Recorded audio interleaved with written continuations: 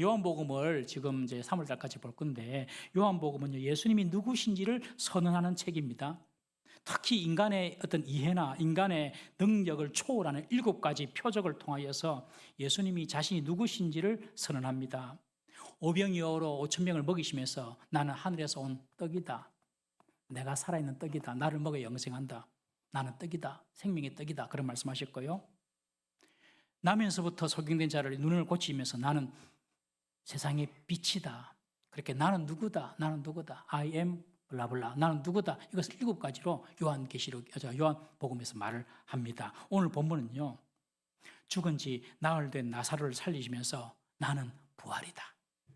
그리고 나는 생명이다. 지금 그 말씀을 선포하시는 겁니다. 예수님이 부활하신 것처럼 예수님을 믿는 자들에게는 부활의 생명이 주어진다는 사실을 믿으십시오.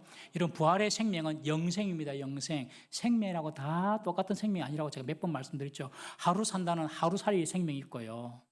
한철 사는 메뚜기 곤충 메뚜기 같은 생명이 있고요. 70년, 80년 길어봤자 100년 사는 우리 사람 생명이 있고요. 그리고 영원히 사는 예수 생명이 있습니다. 생명하고 다 똑같은 것이 아닙니다. 예수를 믿으면 우리 속에 영원히 사는 영생이 주어지는 줄 믿으십시오. 이 영생이 언제 주어질까요? 언제 주어질까요? 1번 예수님 믿을 때, 2번 천국 죽을 때. 수준이 대단합니다. 자, 요한복음 5장 24절 말씀 읽어보겠습니다. 요한복음 5장 24절. 자, 읽습니다. 시작. 내가 진실로 너희에게 이르노니 내 말을 듣고 또 나를 보내신 이를 믿는 자는 영생을 얻었고 심판에 이르지 아니하나니 사망에서 생명으로 옮겨졌느니라. 이게 중요합니다, 여러분. 내 말을 듣고 나 보내신 이를 믿는 자는 현재입니다. 나 보내신 이를 믿는 자는, 내 말을 듣고 나 보내신 이를 믿는 자는 현재인데, 믿으면 영생을 얻었고, 믿는 순간 과거가 되어버립니다. 영생이. 사실 하나님께는 현재, 과거, 미래가 개념이 없거든요. 하나님은 의미가 없어요. 그것은 하나님의 세계는 시간 개념이 없기 때문에 우리는 과거, 현재, 미래가 있지만 하나님의 시간 개념에는 현재, 과거, 미래가 없습니다. 그냥 다 왔다 갔다 하십니다. 하나님께서.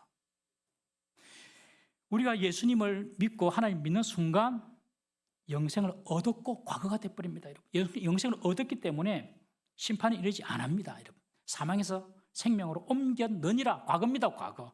이게 놀라운 겁니다. 우리가 언제 영생을 얻느냐, 죽어서 죽는 순간 영생이 이어지는 것이 아니라 예수님을 믿는 순간 우리에게 예수 생명이 들어와서 영생한 줄 믿으십시오. 그래서 오늘 26절에 보면 무릇 살아서 나를 믿는 자는 영원히 죽지 아니한다. 그렇게 말씀하시잖아요. 예수님께서. 살아서 나를 믿는 자는 영원히 그러면 살아서 믿는 자는 우리 안 죽는다고? 이 말이 아니고 육신의 생명을 이야기하는 것이 아니라 우리가 살아서 주님을 믿으면 우리 속에 예수님이 들어오는 순간 예수 생명이 딱 들어오기 때문에 우리가 그 예수 생명이 그냥 쭉 연결되는 것입니다. 그러니까 죽은 것이 아니라는 말입니다. 그래서 예수님께서 뭐라고 하시죠? 죽은 자를 보고 항상 잔다. 예수님을 믿는 순간 예수님의 생명이 우리 속에 들어와서 죽음을 이기는 줄 믿으십시오. 예수 믿는 순간 이제 내 생명이 아니라 예수 생명으로 사는 겁니다. 그래서 죽음이 온다 하더라도 그 죽음을 이깁니다. 그 쭉쭉 가는 거예요. 그리고 딱 깨는 거예요. 마치 자던 자가 깨는 것처럼. 믿는 순간 영생이 임한다. 오늘 죽은 지 나흘 된 나사로를 살리심을 통하여서 부활 생명이 있음을 예수님께서 보여주십니다. 우리 17절 말씀 한번 읽어보겠습니다. 17절 시작. 예수께서 와서 보시니 나사로가 무덤에 있은 지 이미 나흘이라. 예수님께서 언제 와서 보십니까? 나사로가 죽은 지 이미 나흘째 되는 날 예수님께서 오셨어요. 이 나흘이라는 숫자의 의미는 완전한 사망을 의미합니다. 당시 유대인들은 사람이 죽으면 영혼이 한 3일 정도 머문다고 생각을 했어요. 우리 옛날 사람들은 사람이 죽으면 바로 어떻게 처리 안 합니다.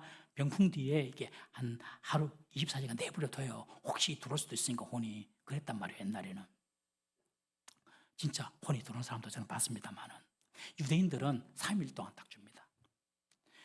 그런데 나흘이라는 시간이 흘렀으니 영혼이 완전히 떠났다는 것을 누구든지 다 이제 인정할 수밖에 없습니다. 이때는 시신의 부패도 현저하게 시작이 되어서 더 이상 육체의 죽음을 의심할 수 없는 시간이 바로 나흘입니다. 나흘. 이때 예수님께서 등장하십니다. 인간적으로 볼 때는 완전히 상황이 종료된 시간 아닙니까? 게임 오버입니다. 죽었습니다. 나흘이 지났다. 시체가 썩고 있습니다. 일말의 희망도 기대할 수 없는 시간입니다. 그때 예수님이 오셔서 당신의 일을 시작하십니다. 여러분, 부활의 영광을 누리려면 나사로처럼 완전히 죽어져야 됩니다. 예수님은 처음 마르다와 마리아가 보낸 사람들을 통해서 나사로가 위독하다는 이야기를 들었잖아요. 그런데 예수님께서 뭐라고 하십니까? 이 병은 죽을 병이 아니다. 하나님의 영광을 위함이고, 그리고 하나님의 아들이 이로 말미암아 영광을 받으시게 하려 합니다 하시면서 오히려 이틀을 더 지체하십니다. 예수님은 이 병이 죽을 병으로 끝날 병이 아니라 하나님의 영광을 위한 병인 줄 아셨습니다. 그래서 예수님은 사람들이 보기에 나사로가 확실히 죽었다라고 생각할 그 시간까지 기다리신 겁니다. 하나님이 역사하시는 영광은요, 우리가 완전히 죽을 때 시작합니다. 예수님의 부활의 영광도요, 내가 정해둔 시간이 끝나는 그 순간에 시작이 됩니다. 내가 완전히 죽었어. 인간적인 희망이 1도 보이지 않을 때에 다시 살리시는 부활의 역사가 시작됨을 믿으시기를 바랍니다. 나사로가요, 예수님을 사랑하는 사람이었습니다.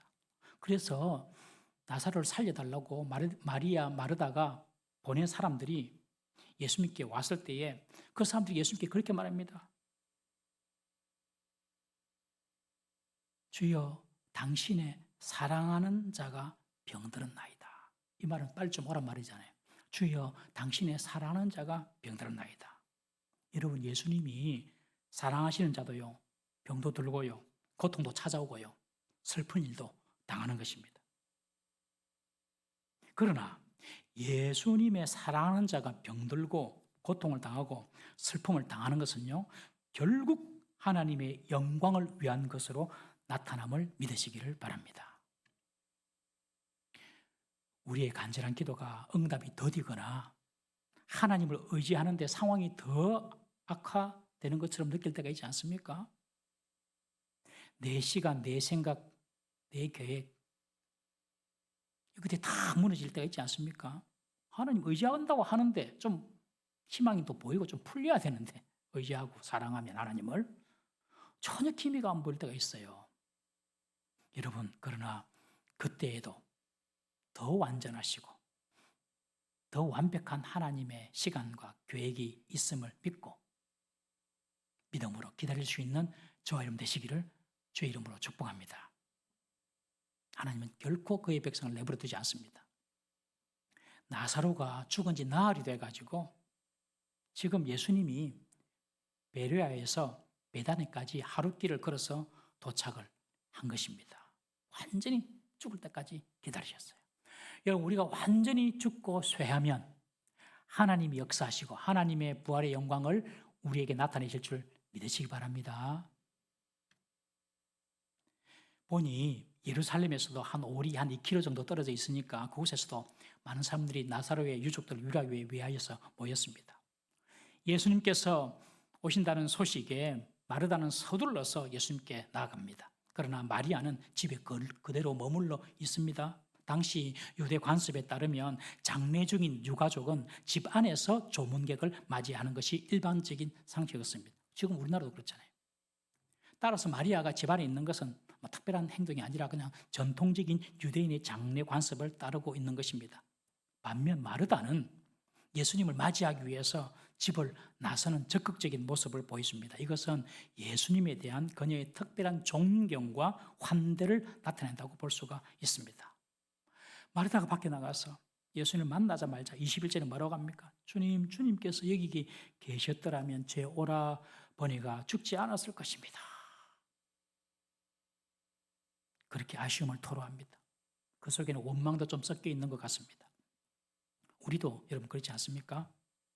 우리가 예수를 믿고 하나님의 사랑을 확신 안 한다고 하더라도 막상 예기치 못한 어려움이나 슬픔을 당하면요, 하나님께 좀 아쉬운 마음이 있고 그 아쉬운 마음을 넘어서 왜 나에게 이런 하고 원망스러운 마음이 들 때 있지 않습니까? 그때 좀 하나님께서 좀 내가 다른 선택하도록 좀 도와주시지. 그때 좀 내 곁에 계셔서 좀 나를 좀 도와주시지 하는 그런 아쉬움과 후회 그리고 원망이 느낄 때가 있습니다. 이런 감정은 지극히 인간적이며 자연스러운 감정입니다. 그러나 여러분, 하나님은 결코 그의 백성을 그대로 내버려 두지 않습니다. 여러분, 이 믿음을 꼭 가지셔야 됩니다. 시련이나 후회스러운 고통을 허락하실지라도 우리의 고난과 아픔을 통해서 하나님 우리를 단련하시고 더 많은 사람을 구원하시고 하나님의 영광을 나타내려 하심인 줄 믿으시기를 바랍니다. 기도가 들이되고 지금 상황이 내가 원하는 대로 펼치지 않는다 하더라도 인내하면서 하나님의 선하심을 바라보면서 참고 기다리면 반드시 하나님께서 찾아오십니다. 마르다가 예수님을 보고 순간 원망 섞인 아쉬움이 있었지만 곧 그녀는 이렇게 고백합니다. 그러나 이제라도 주님께서 하나님께 구하는 것을 무엇이든지 하나님께서 주실 줄 압니다 하고 22절에 고백합니다. 이 말은 지금 당장 나사로가 살아나는 것을 기대하는 것은 아니고 예수님과 하나님과의 그런 특별한 관계를 이 마르다가 신뢰하기 때문에 주님이 하나님께 기도하면 응답하실 줄은 믿습니다 라는 그런 일반적인 신앙 고백이라고 볼 수가 있습니다. 이어서 이어지는 예수님과의 대화를 보십시오. 다 동문서답하고 있습니다. 우리 23절에서 27절까지 한번 다 같이 읽어보겠습니다. 시작. 예수께서 이르시되 내 오라비가 다시 살아나리라. 마르다가 이르되 마지막 날 부활 때에는 다시 살아날 줄을 내가 아나이다. 예수께서 이르시되 나는 부활이요 생명이니 나를 믿는 자는 죽어도 살겠고 무릇 살아서 나를 믿는 자는 영원히 죽지 아니하리니 이것을 내가 믿느냐? 이르되 주여 그러하외다. 주는 그리스도시요 세상에 오시는 하나님의 아들이신 줄 내가 믿나이다. 핀트가 좀 다릅니다. 지금 대화가 예수님께서 나사로가 살아날 것이다 라고 말씀하십니다. 그러면 우리는 뭐라 해야 됩니까? 아멘 해야 돼요. 그죠? 안 믿어지도 일단 아멘 해야죠. 아멘. 나는 안 믿어지지만 주님이라시면 가능합니다. 아멘 일단 그렇게 나가야 되는데 마르다가 뭐라고 합니까? 예, 마지막 날에 부활할 줄은 내가 믿습니다. 마지막 날에는. 계속해서 예수님께서 나는 부활이요 생명이니 나를 믿는 자는 죽어도 살겠고 무릇 살아서 나를 믿는 자는 영원히 죽지 아니하리라. 네가 이것을 믿느냐? 하면 예, 믿습니다 하든지 잘 안 믿어진대요. 이렇게 이야기해야 되는데 마르다는 말합니다. 예, 맞습니다. 주님은 그리스도시고 세상에 오신 하나님 아들이십니다. 엉뚱한 대답을 합니다. 마르다는 종말적 부활에 대한 믿음은 분명히 가지고 있었던 것 같습니다. 그러나 지금 오빠가 죽어서 나흘이 지났고 썩은 냄새가 진동하는데 여기서 다시 사는 것은 아니죠. 그 말 아니죠, 예수님. 지금 그렇게 말하는 거예요. 여러분 어찌 보면 마르다의 믿음이 우리의 믿음일 수도 있습니다. 그래 마지막 부활에는 다 살겠지 뭐. 예수님도 부활했다 그러니까 또 부활한다 그러니 다 생명의 부활로 나타나겠지 뭐. 그래 천국에 들어가서야 다 성도들은 위로받고 하나님의 상 받고 하겠지 뭐. 그러나 지금 이곳에선 아니지 않냐? 이것이 바로 마르다의 믿음입니다. 마르다의 믿음. 흔히 어떤 문제에 대한 해결책이나 희망은 먼 미래에 가능한 일일 거야. 지금 여기서 무슨 변화와 무슨 기적이 일어나겠어? 라고 기대하지도 않습니다. 여러분, 하지만 하나님은 변화나 회복 일으키실 때에 지금 여기서 시작할 수 있음을 믿으시기를 바랍니다. 예수님은 죽음의 한계를 넘어선 부활이요 생명이십니다. 그 예수님의 부활이 바로 우리의 부활입니다. 이것은 우리의 먼 미래에만 일어날 대사건일 뿐만 아니라 오늘 우리의 현실에서도 일어날 수 있는 영광임을 알아야 합니다. 여러분, 예수 믿을 때의 영생이 언제부터 시작한다고요? 예수 믿고 난 뒤에 영생이 언제부터 시작한다고요? 예수님을 믿는 순간부터. 예, 영생이 저 먼 미래에 있는 것이 아니라니까요. 예수를 믿는 그 순간부터 영생이 시작되듯이 우리의 부활이 미래의 예수님의 재림으로 그때만 일어나는 부활이 아니라 우리의 삶 가운데서도 예수님의 부활의 영광이 일어날 수 있음을 여러분 믿으시기를 바랍니다. 죽음과 같은 극도의 슬픔과 고통의 문제도 하나님의 전능하신 손은 현실에서도 그 모든 슬픔을 기쁨으로 바꿀 수가 있습니다. 여러분, 이 슬픔을 어떻게 해결해? 방법이 없어. 그러나 하나님은요, 그것을 완전히 새로운 기쁨으로, 절망 가운데 있더라도 하나님은 그것을 완전한 희망으로, 소망으로 하나님은 바꿀 수 있고 창조할 수 있음을 믿으시기 바랍니다. 그것이 현실에 일어나는 부활신앙입니다. 지금 우리의 개인의 문제가 있고 가정의 문제가 있죠. 하나님은 얼마든지 바꾸실 수 있는 분이신 줄 여러분 믿으시기를 바랍니다. 우리 교회의 부흥도 먼 미래에 일어날 일이 아니라 이 수년 내에도 이루어질 수 있음을 믿으시기를 바랍니다. 우리가 할 수 없는 것을 하나님은 하십니다. 우리 옆에 우리가 한번 축복합시다. 우리가 할 수 없는 것을 하나님은 하십니다. 시작. 우리가 할 수 없는 것을 하나님은 하십니다. 우리의 모든 것을 하나님께 맡기는 거예요. 그리고 하나님만 의지하는 겁니다. 사실 우리가 예수를 오래 믿어도 목사도요. 하나님만 의지한다고 하지만 돌아보면서 딴 것도 의지하고요.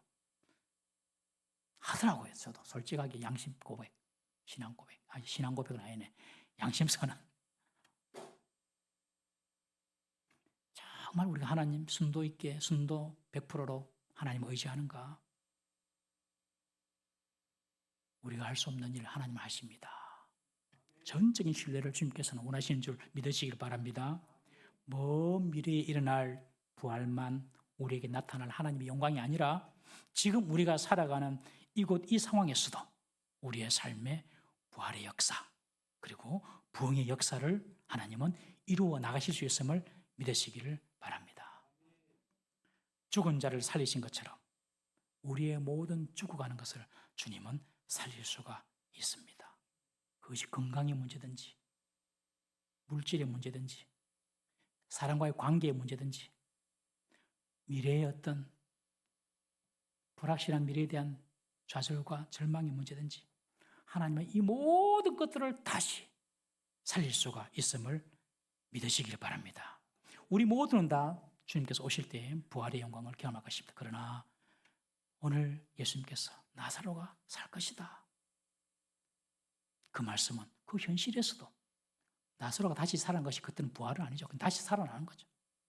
다시 나중에 죽게 되니까 마르다의 신앙이 아니라 주님 그것은 언젠가 먼 미래에 되겠죠. 이런 마르다의 신앙이 아니라 지금 내 삶의 이 상황 가운데서도 주님은 당신의 뜻을 그리고 당신의 능력을 당신의 기쁨을 위하여서 이룰 수 있음을 여러분 믿으시기를 바랍니다.